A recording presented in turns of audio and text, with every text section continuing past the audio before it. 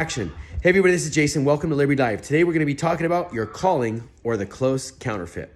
Do you know that Saul, the Pharisee, otherwise known as Paul the Apostle after his conversion, was trained by Gamaliel, one of the head leaders of the Sanhedrin, the most notable and prestigious ecumenical court of the day and the governing body of Israel?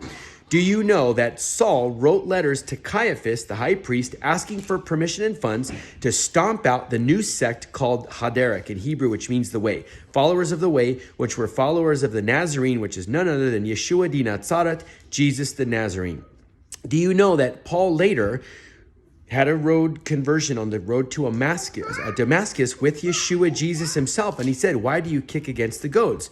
Goads are what goes behind an ox or a cow to keep them, if they stop from plowing, it kind of pokes their heels to move it forward.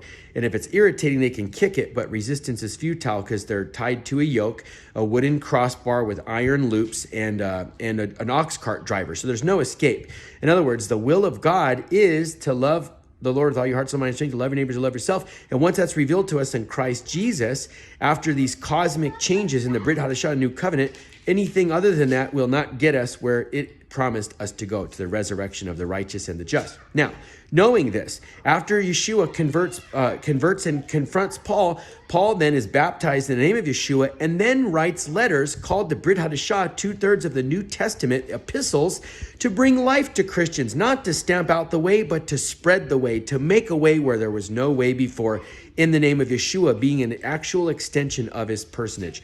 This glory and beauty of writing letters once to kill Christians, to destroy the church, after conversion to write letters to give life and spread the church. This is what Jesus does. He turns tragedy into triumph. He turns deceit into destiny and deliverance.